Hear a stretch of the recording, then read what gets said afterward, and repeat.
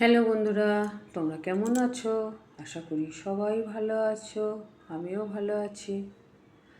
আর রোজের মতো দেখো, আজও চলে এসেছি আমার ছোট্ট ছোট্ট ব্লগ। ছোট্ট তো আমি সারাদিন ব্যস্ত থাকি, অন্য কিছুই আমি তোমাদের সামনে উপস্থাপনা করতে পারি না। আমি মায়ের পুজো দেওয়া হয়ে গেছে, তো দেখে নাও তোমরা আজকের আমি কেমনভাবে মাকে সাজিয়েছি। দেখো, আমার ভালো লাগে, তাই আমি রোজ একটু এই পুজো শেষ হয়ে গেলে, মানে পুজো করা হয়ে গেলে আমি রোজ একটু করে ভিডিও বানাই, তোমাদের মাঝে একটু শেয়ার করি। ওই দেখো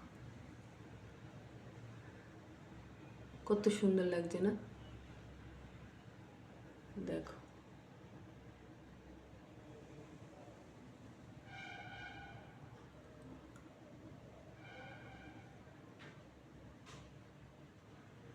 দেখো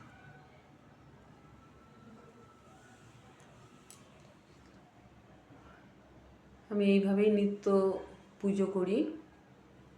আজকে তো বুধবার, কালকে আবার বৃহস্পতিবার।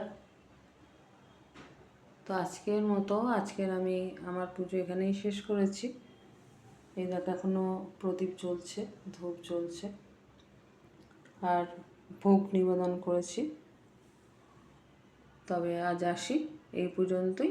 ভগবান তোমাদের সকলের মঙ্গল করুক, তোমরা ভালো থেকো, সুস্থ থেকো, ঠাকুরের কাছে এই কামনা করি। সবাই ভালো থেকো, সকলের মনস্কামনা পূর্ণ হোক, এই কামনা করি। হরে কৃষ্ণ কৃষ্ণ কৃষ্ণ হরে হরে, হরে রাম রাম রাম হরে হরে। হরি হরি বল, হরি হরি বল, হরি হরি। ওম স্থাপকায় চ ধর্মস্য সর্বধর্ম স্বরূপিণে অবতার বরিষ্ঠায় রামকৃষ্ণতে নমঃ। জননীং শারদাং দেবীং রামকৃষ্ণং জগদ্গুরুং পাদপদ্মে তয় সিদ্ধ্বা প্রণমামি মুহুর্মুহুঃ। নমো শ্রীজ্যোতিরাজায় বিবেকানন্দ সুরয়ে সচ্চিৎ সুখস্বরূপায় স্বামিনে তাপহারিণে। ঠাকুর মা ও স্বামীজির চরণে আমার প্রণাম নিবেদন করি।